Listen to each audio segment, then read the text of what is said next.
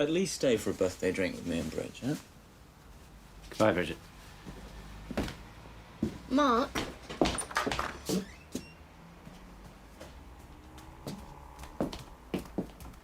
Why are you here? In the 2001 movie Bridget Jones's Diary, Bridget must choose between the wealthy bad boy Daniel Cleaver and the good guy, somewhat socially awkward, Mark Darcy. All right, Cleaver, outside. I'm sorry? Outside? Should I bring my dueling pistols or my sword? I want to make sure. Graduated last in your class, not first in your class. God, I want to make Mr. sure. President, can you let him finish, sir? No, he doesn't know how to do that. He has, you know. Oh, quick! It's a real fight! Right at the wrong time. Listen, did you use the word smart? You graduated either the lowest or almost the lowest in your class. Don't ever use the word smart with me. Don't ever use that word. Done this years ago. Done what? This. Vote now. You gonna pack the Make court? sure you, in fact, let people know He doesn't want you're a to answer the senator. question. I'm not going to answer the question Why would because you answer that because question? the question is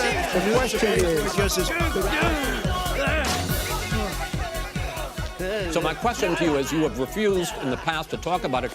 Are you willing to tell the American people tonight whether or not you will support either ending the filibuster or packing the court? whatever position I take on that, that'll become the issue. The issue is the American people should speak. Today on Stories and Strategies, a special episode right after the U.S. election. Sometimes we're cheering for the good guy, and sometimes we're cheering for the bad guy. We look at the communication strategies and presentations of the election through a psychological lens. Will you shut up, man? Listen,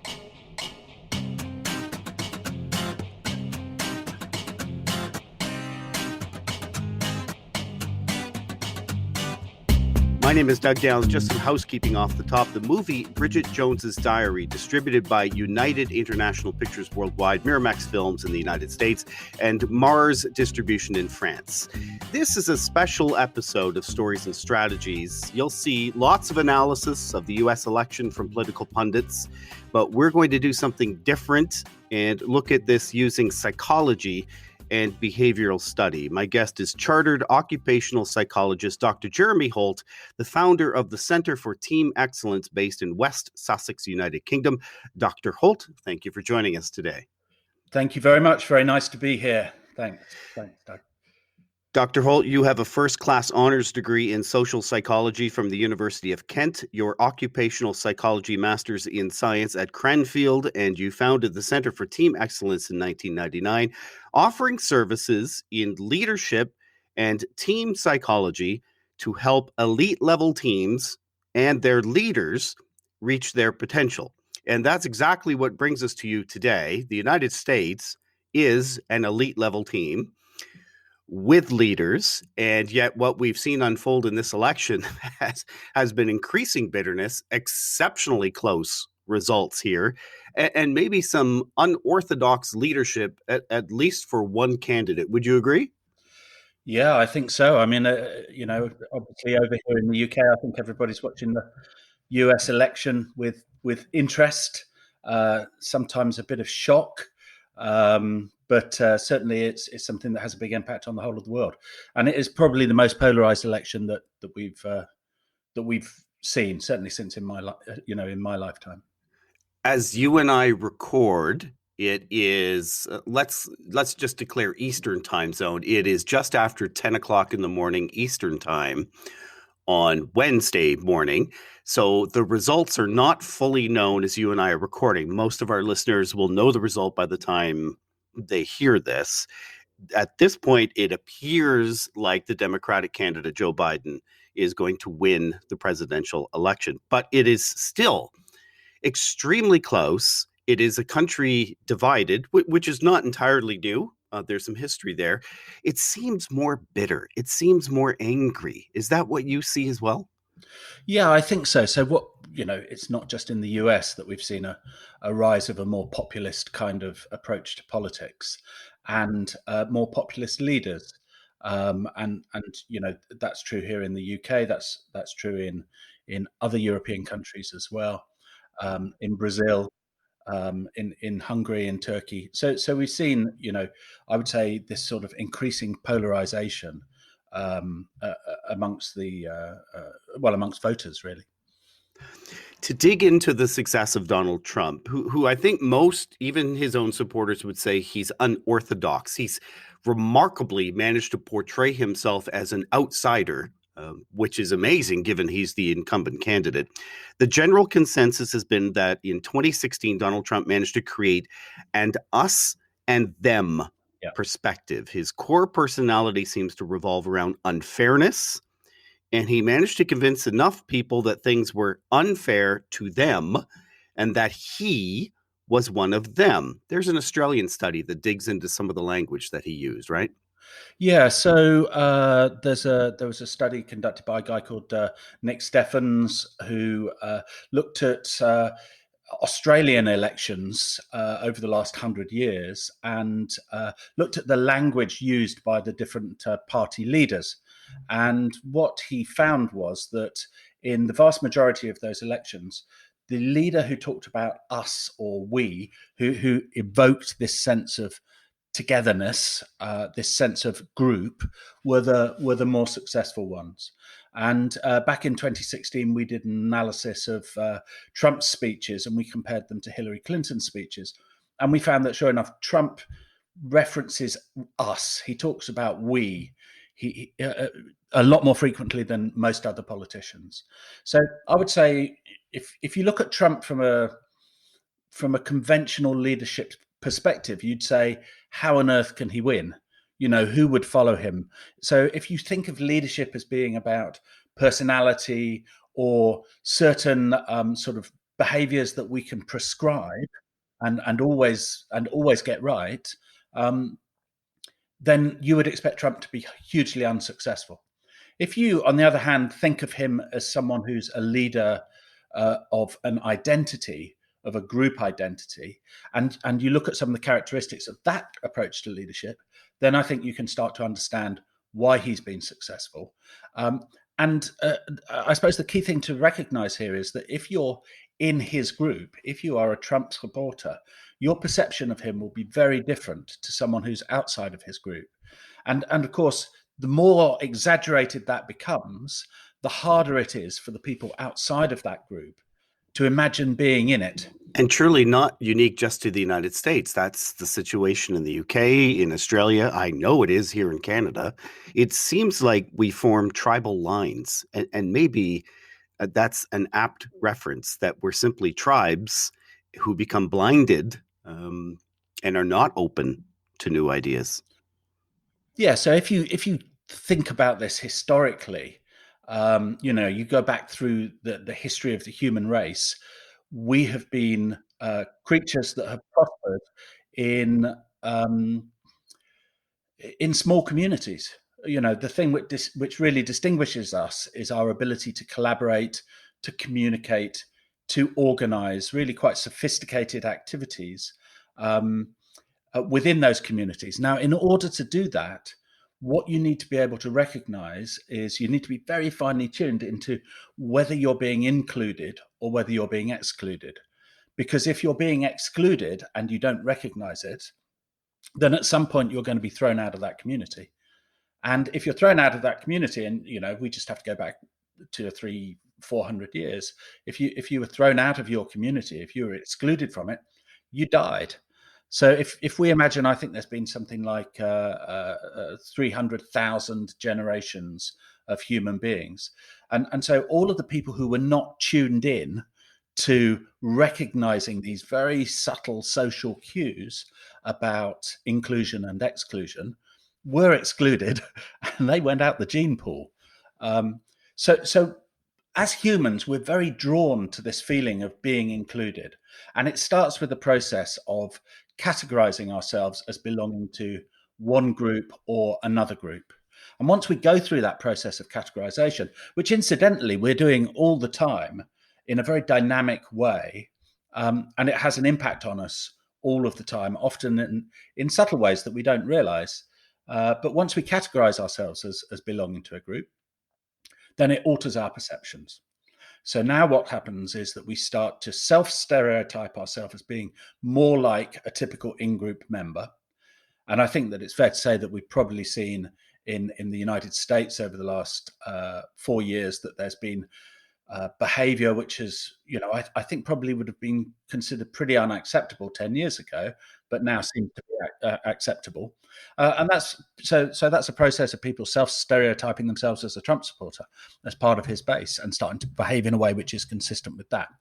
Now, the second thing that happens is that we also then stereotype everyone who's not in the group as something different. And I think what Trump's genius has been is to lead that stereotyping. And it started off by talking about, the political elite who were only interested in their Wall Street deals and weren't interested in Main Street, and certainly weren't interested in working people in the Midwest and, the Rust Belt and so on. And he very successfully built this narrative about those people, which included him in it, which put him at the center of it. So he's a great storyteller, isn't he? Whether you like his stories or not, you've got to hand it to him. He's a great storyteller. As you mentioned, he places the narrative out in front. I'm wondering if, from a psychological perspective, that's an example of the anchoring effect. The anchoring effect is, if I saw a jar of marbles with a sign that said, "Are there more than 200 marbles?" whatever my guess is would be anchored by that original 200. If it said, "Are there 2,000 marbles?" my guess would be anchored by the 2000. So is the narrative an anchoring impact? Yeah, I think there is anchoring that's happening. I mean, the way that I would explain it would be slightly different. So the sort of theoretical approach I'd reference is what's called social identity theory, or the social identity approach, because actually there's a range of different theories that go together to help us to understand this concept of social identity. So what social identity is if you think of yourself as, who am I? So however I define myself affects how I think, affects how I feel, and affects how I behave. So what I'm trying to do in my life is to become an authentic version of myself and to raise my self-esteem. So this sense of who I am is what drives our behavior day in, day out. Now, what social identity theory proposed, and it was really a radical breakthrough at the time back in the 1970s, what it proposed was that who you are has actually got a relatively static component, which it called your individual or personal identity. So if you imagine yourself when you're on your own and you have an hour to choose to do whatever you wanted to do, and you weren't representing any group, you had no expectations from anyone about what you would do, then what you would do would mostly be driven by this sense of my individual identity. So who am I on my own as an individual? And that's the kind of stuff that, to a certain extent gets measured in personality inventories. And that is also the kind of stuff that a lot of leadership theories look towards. But there's another part to you, which is much more dynamic. And that is what they called your social identity. So this is the identity that you get from belonging to groups. And it's hugely important because, as I said, we're genetically pre-programmed to be really finely tuned to inclusion and exclusion. And in fact, if you put someone into an MRI scanner and you look at their brain and you inflict pain on them, so I don't know, put their hand in cold water, you'll see a part of the brain will light up in response to that pain. If you were then to inflict a social pain on them, so that social pain might be through making them believe that they had been excluded from a group that mattered to them, then you would see exactly the same part of the brain light up. And so at a neurological level, the response that we have to social pain is very similar to the response that we have to physical pain. And this explains the bitterness and the anger that we hear. My brain can't tell the difference between the social pain and the physical pain. Yeah, that's it. So we have a fight or flight or freeze response. And what we're seeing from the likes of Trump and a lot of his surrogates is a fight response, aren't we? So we're seeing a fight response from them, and we're seeing a fight response coming back from some of the Democrats and Democratic supporters as well. There is a fine line between comedy and tragedy. American comedian Colin Quinn knows this only too well, as he shows in his off-Broadway show, Red State, Blue State, now on Netflix.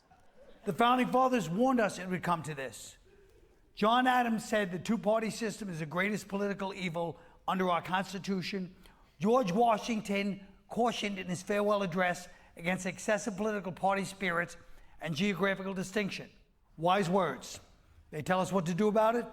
They did not. They just said it, then they died. And now they left us to figure it out. Real geniuses. You work with leaders. We have some classical definitions of leadership. I see it gradually morphing. The concept of more emotional quotient intelligence, EQ, as opposed to IQ. My question is a lot of what I'm hearing simply altruism? Because Donald Trump has managed to gain a massive following. Are we just being altruistic in definitions of leadership, saying, well, these sound nice, so be like this? Ultimately, a leader needs to be effective and win the election. The thing to remember is that there's lots of layers to leadership. So my ability to lead you one-on-one in an interpersonal relationship will depend on my ability to interact with you. So my ability to make you feel valued, to show that sort of emotional intelligence, if you like. But once we start moving into a group situation, then I don't need to have emotional intelligence to be a good representative of that group. And my ability to be a good representative of that group is much more important than any of my individual characteristics, which is why, if you're a Democrat, you were flabbergasted by the fact that Trump, who seemed to be a very immoral person, was able to get the support of, for instance, so many evangelical Christians. And yet, that's because they weren't judging him on him as a person. They're judging him on his ability to progress their group. So if you look at the theory around leadership and the theory around group leadership, there's a couple of guys, one called Alex Haslam and another one, Steve Reicher. And they wrote a book, the first edition about 10 years ago, about a new approach to leadership, which they called identity leadership. And in that, they put forward really quite a lot of high quality research that suggested that actually for people to follow you, let's think about the followers for a moment, for people to want to follow you, you need to perform 4 roles. So the first role is to create a sense of us. The second role is to champion us, to go out and advance us, to make us relevant, to make us more important. The third role is to be a representative of us, so to behave in a way that we should behave, that's a characteristic way of behaving in this group. And the last thing is to embed us. And by embed us, what I mean is to make us enduring so that we won't just go away. So if we look at Trump and we consider those 4 characteristics of leadership, I think you can understand why his base has not crumbled away, because he continues to create this strong sense of us amongst that base. He definitely advances the interests of that base in the way that he tells the story. Now, you can argue that he hasn't. So one of the big things was about economic fairness. And you could argue that actually economically that he hasn't helped the people that he promised to help. But that probably isn't their perception, because they're then comparing him to what had gone before and to Democrats and to the elite. So what Trump did really cleverly was he created the sense of us and he created a sense of enemy. And nothing pulls a group together more than the sense of an external threat. And the external threat was this liberal elite. You can't quite put your finger on who's in it, but you know that it's not you, and you know that it's bad. So he tells this narrative about this liberal elite, and he tells it consistently. So he's really been advancing the interests of that group. In terms of his behaviors, he represents them. He talks a good story. He does the kind of things that are consistent with what they believe in. And the last thing, of course, is to embed us and make us enduring. And you just look at his actions around the Supreme Court in particular, and you say, well, actually, it's going to be really hard to change that. I mean, I know you can pack the court and other things which are highly controversial and probably quite difficult to do, but he has definitely made this, Trump supporters, they've changed America. There's no doubt about it. So from an identity leadership perspective, we say there are these 4 roles to play. Donald Trump plays those roles, and I think he plays them pretty consistently and pretty effectively. Brilliant. I really appreciate your time today, Dr. Holt. Thank you so much. It's a pleasure. Very nice to talk to you. Absolutely. If you'd like to send a message to my guest, Dr. Jeremy Holt, you can email him at jeremy@cfte.co.uk. If you liked what you heard today, we're hoping you choose to subscribe to Stories and Strategies so you can receive updated episodes automatically. We're also hoping that you choose to follow and rate this podcast on any directory that you're listening on. And would you do us a favor, as always, recommend this podcast to one friend. If you have an idea for an episode or you just want to tell us something, send us a note at info@jgrcommunications.com. Thanks for listening.